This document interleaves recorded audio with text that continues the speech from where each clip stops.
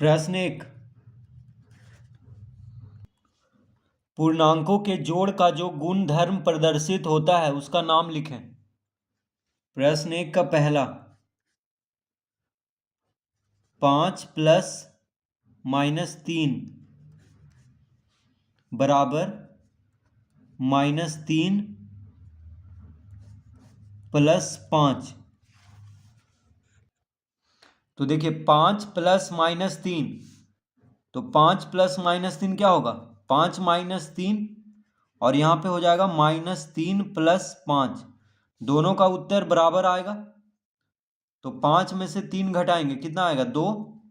और यहाँ भी देखिए -3 प्लस 5, यहाँ भी 2 आएगा। 5 में से 3 घटाएंगे तो दोनों एक जैसा लिखा हुआ है, क्योंकि 5 प्लस -3 भी कितना आ गया? 2 आ गया, और -3 प्लस 5 भी 2 आया। तो इसका मतलब दोनों बराबर है। तो इसको कौन सा नियम कहते हैं? तो कह रहा है कि पूर्णांकों का जोड़ का जो गुणधर्म प्रदर्शित होता है उसका नाम लिखें। तो यहाँ पे होगा क्रम विनिमय नियम, क्योंकि क्रम बस बदल गया है। यहाँ पे देखिए, पहले यहाँ पे 5 लिखा हुआ है, उसके बाद -3 है, 5 प्लस -3 है। यहाँ पे -3 को पहले लिख दिया है, फिर प्लस 5 लिखा है, तो कोई फर्क नहीं पड़ रहा है, बस क्रम बदल गया है। ठीक है, दोनों का। तो इसको कहते हैं क्रम विनिमय नियम। तो इसका नियम हम लिख देंगे यहाँ पे, क्रम विनिमय नियम।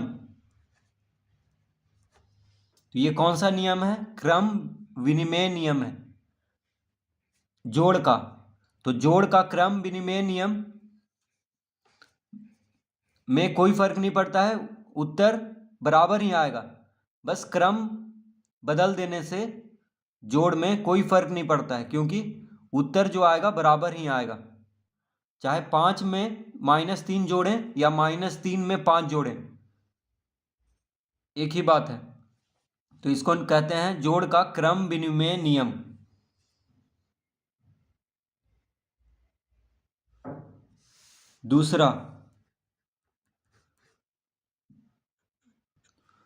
दूसरा है -7 प्लस,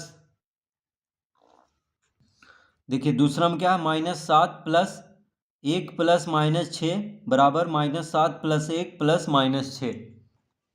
तो इसको लिखेंगे यहाँ पे -7 प्लस, फिर मंझला कोष्टक है, फिर 1 है, प्लस फिर -6, फिर मंझला कोष्टक बंद कर देंगे, बराबर फिर मंझला कोष्टक है यहाँ पे, फिर -7 है, फिर प्लस 1 है,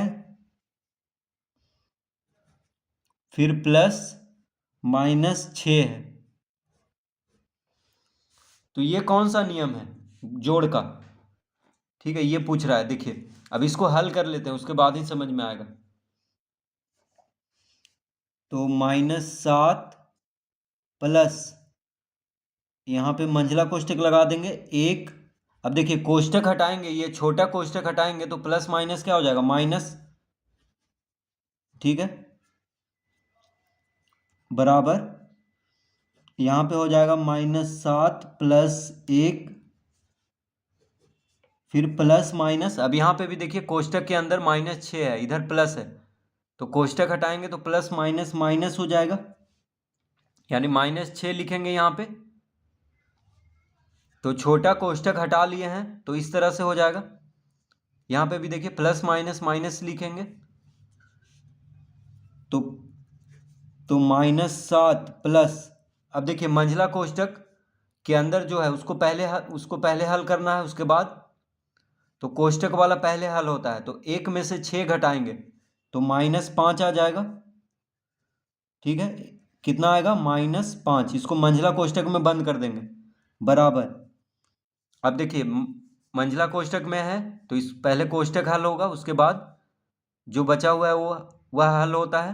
तो -7 प्लस 1, यानी 1 में से 7 को घटाना है, क्योंकि 7 माइनस में है, तो -6 आ जाएगा। कितना आएगा -6, मंझला कोष्टक से बंद कर लेंगे इसको, -6, -6 यहाँ पे लिख दिए। अब देखिए तो हो जाएगा -7, अब मंझला कोष्टक हटाएंगे तो प्लस माइनस माइनस आ जाएगा बराबर। अब यहाँ पे भी देखिए कोष्टक हटा देते हैं तो -6 हो जाएगा। तो यहाँ पे कोष्टक हटाने पे यहाँ पे माइनस है, इधर बाहर प्लस है, तो प्लस माइनस माइनस लिखेंगे और यहाँ पे बस कोष्टक हटा देंगे तो -6 फिर -6 हो जाएगा। अब यहाँ पे कितना आ गया, -7 -5, दोनों माइनस में है तो जोड़ेंगे तो हो जाएगा -12। यहाँ पे दोनों माइनस में है तो जोड़ेंगे तो -12,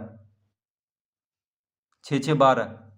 तो देखिए इधर भी -12 आया, इधर भी -12 आया, यानी दोनों बराबर है। इसका हल और इसका हल, दोनों का हल बराबर होगा।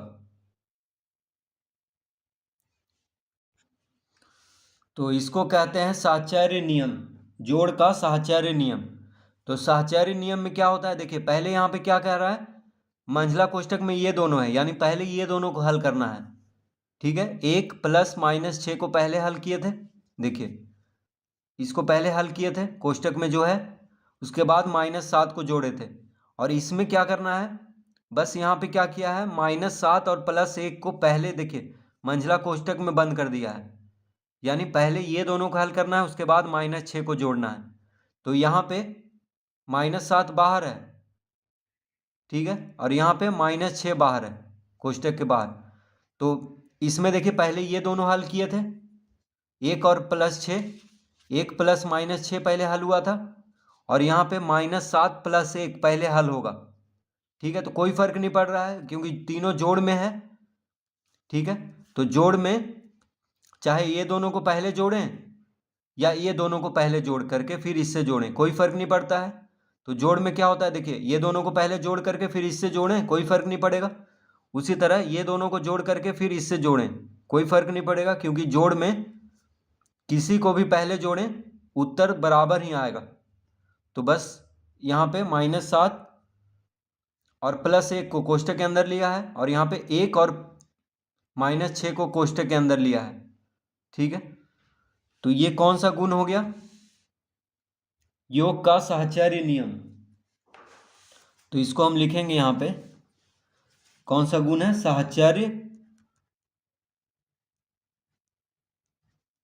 साहचर्य नियम, इसको कहते हैं योग का साहचर्य नियम।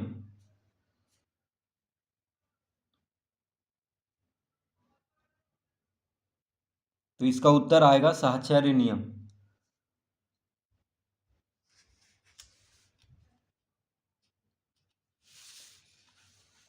तो इस तरह से प्रश्न 1 हल करेंगे।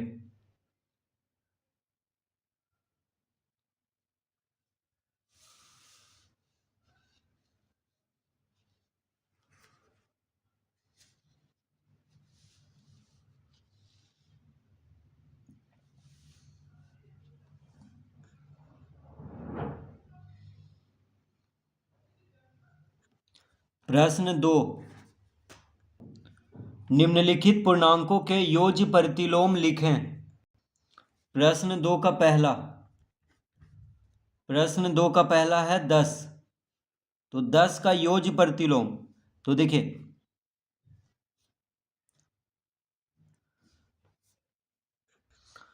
तो 10 क्या है, यहाँ पे प्लस में है, इसके आगे देखिए, इसके आगे कोई चिन्ह नहीं है तो ये प्लस में हुआ। ठीक है, तो 10 का जो योज्य प्रतिलोम होगा वो -10 होगा।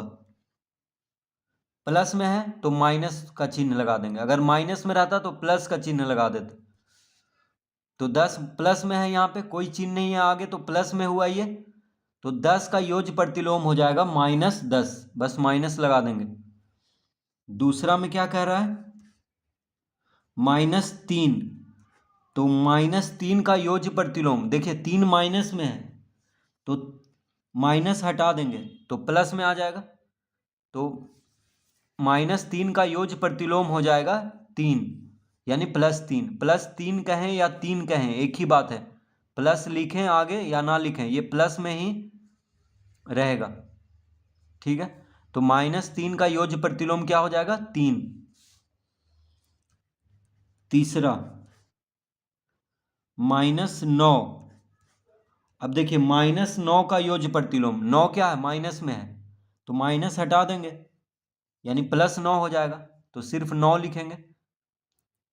तो -9 का योज्य प्रतिलोम हो जाएगा +9 यानी 9।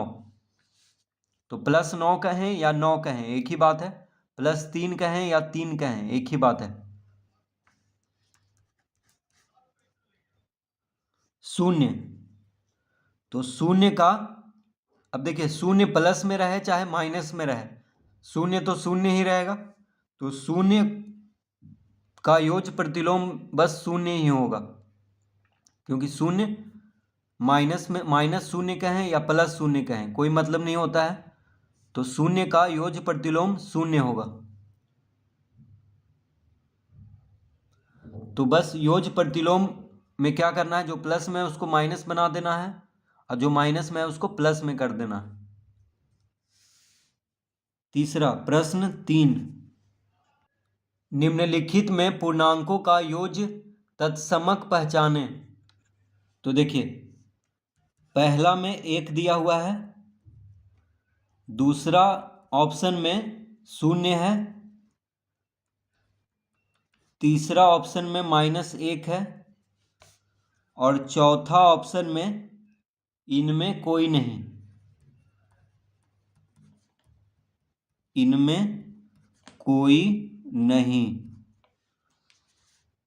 तो कह रहा है कि निम्नलिखित में पूर्णांकों का योज्य तत्समक, तो इसका उत्तर हो जाएगा 0।